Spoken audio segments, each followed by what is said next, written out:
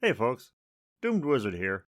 Today we're going to take a look at combat in my friend Mike and Davina's role-playing game of Greek mythology, Argonauts Odyssey. Mike was up here in the tower the other night and was cool enough to give us a guided tour. One might say the guy's a regular Homer. No, not that Homer. There, that's better. Anyway, without further ado, and through the magic of editing, page flip. Okay, Mike. Eventually, it all comes down to initiative and combat. Why don't you walk us through how actions and combat in Argonauts Odyssey is done? All actions are done with a die 100. Mm-hmm. Like we mentioned in the character creation video. Mm-hmm.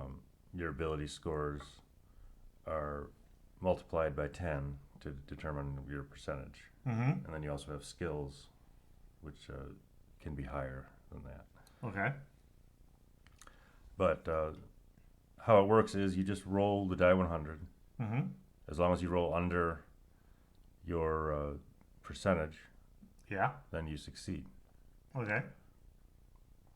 But there's a catch. Okay. You have to. Okay, if it's an opposed action, you might have a difficulty rating that you have to defeat. Mm-hmm. So that means you'll have to score victory points in excess or equal to or in excess of that difficulty rating. Okay. Victory points are determined by using the tens die. Okay. So when you roll the 2 dice for the percentile, Mm-hmm. you take the second die, Okay. and that number gives you your victory points, Right. or VP as I call it. Let's say you're attempting an action. Mm-hmm. Okay, the game master or fate master, as it's called in this game, Mm-hmm. will give you a difficulty rating. Okay. Like say it's a difficult action, your difficulty rating would be 4. Mm-hmm. So as long as you succeed in your roll, Mm-hmm. and your tens die is 4 or greater, Yeah. you succeed in the action. Okay. So that's pretty simple. Right. So, I mean, it's conceivable that you can't be successful Right. if your percentage chance is too low. For the unopposed action, Mm-hmm. the fate master will come out with a difficulty for you. Okay. Now, if it's an opposed action, Yeah. your difficulty rating is based on whoever you're opposing. Okay. If it's another character or Right. monster or whatever. So say you're engaged in a foot race, Mm-hmm. you would both roll your percentage chances for athletics, and then whoever, as long as both succeed, the person with the higher victory points would be successful Right. for that round. Okay. Right. So you're telling me that combat is basically two people making opposing rolls against each other, Right. regardless of whether it's physical or whether you're casting spells or whatever, that kind of thing. It's pretty much the same principle, Right. and Pretty- it's done on percentile. Right. Okay. Pretty much everything is done the same way. Okay. Even if you're trying to persuade an audience, Mm-hmm. it's done the same way. You just Right. you make an attack action. I love that idea. I love the idea that, like, you and I were talking before we recorded about how in the old days of D&D it was like, this is a percentage, but this is an 8-sider, but why though? Right. In this case, the similarity to everything makes it easier to pick up. Right. Yeah, it's all done with those opposed actions. Initiative is an opposed action with dexterity. Okay, that was going to be my question. How do we roll initiative? Initiative is an opposing action with Dexterity. dexterity. That's what I call it in this game, right? Okay. Right. Well, when you've made as many games as you have, I don't blame you for forgetting what you call stuff. But so for initiative, everybody rolls what? Percentage, a percentile dice. And then is it highest percentage on down? Or how does that work? Well, okay. Everyone rolls. It's just like an opposed action. Mm-hmm.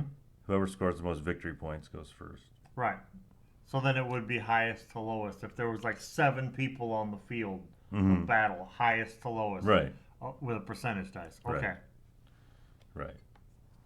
Let's talk about this. The hit location chart. Now, how does the hit location chart work? All right. Well, it's just a 10-sided die. Mm-hmm. You really only need to use the hit location chart in certain situations. Like, Okay. for example, armor, because the armor covers different parts of the body Right. in different strengths. You know, like Right. say you could have a metal breastplate. So unlike in D&D, for instance, where you have your AC is 5 all over, Right. In the case of your game, you have different areas have different armor class, quote unquote armor classes. Right. Right. All right. And the way it works is it just reduces damage. Right. So if you get hit in the leg and you're wearing greaves covering your legs, and I do 5 points of damage to you, the greaves would say stop 3 points of that. Right. 5 points. After you win initiative and you attack, each participant rolls percentile dice. Okay. The attacker is rolling their warrior skill or whatever kind of attack they're using. You know, it could be archery or whatever. The defender is either trying to block or dodge, so they're using that skill. Okay, say you both succeed. Whoever scores the highest victory points is going to be the one who's successful. Right. So, I mean, just like every other, action. Of course, if someone fails, then they fail. And say if I'm trying to dodge you and I fail, then it doesn't matter how high my victory points are. Right. I don't have any victory points. Right. But as long as they both succeed, it's just whoever gets the higher victory points, which means the 10 die is higher, Right. is the successful. In the old school, we tend to emphasize speed of combat. Right.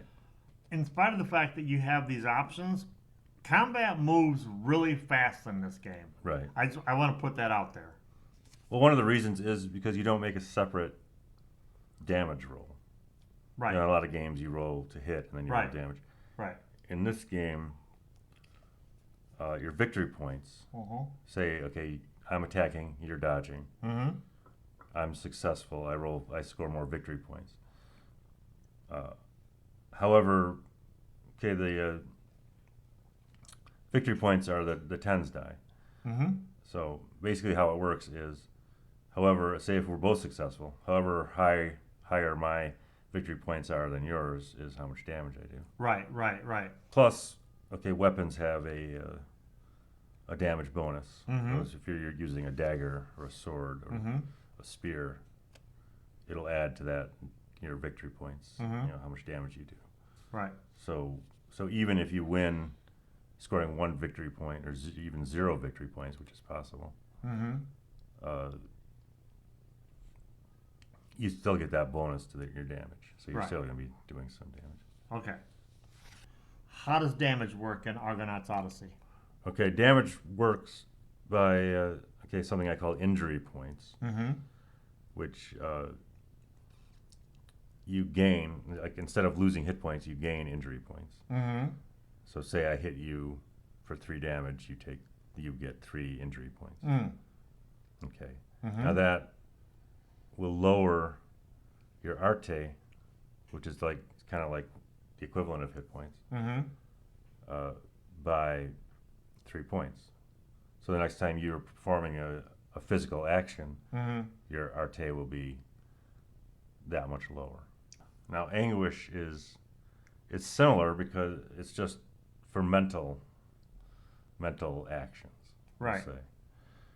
So give me an example.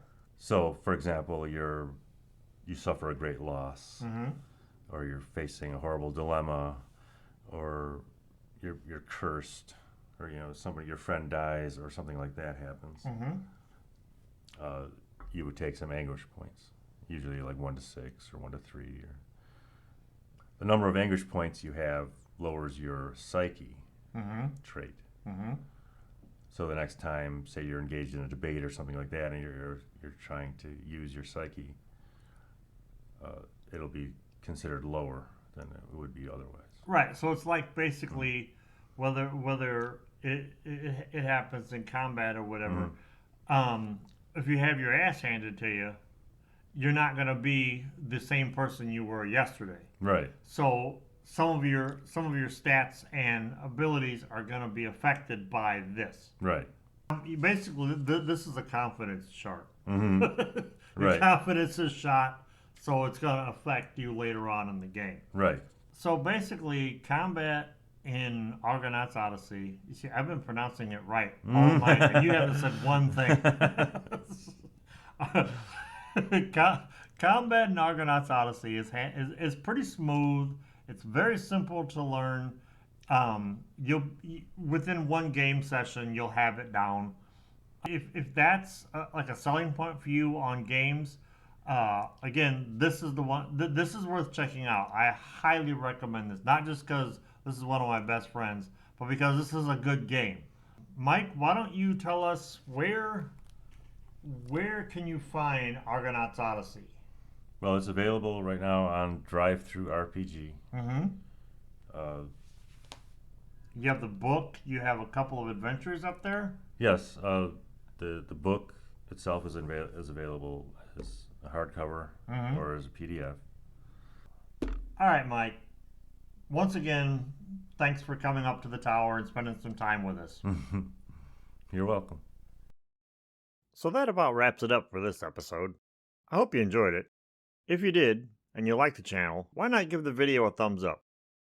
And while you're down there, why not do all the other YouTube things? Maybe subscribe and hit the bell icon to let YouTube know this channel exists. It's a small click for you, but a giant leap for this channel. If you like what you saw, maybe leave a comment. I want you to know I read each and every one and try to respond to all of them. Until next time, folks, thanks for watching.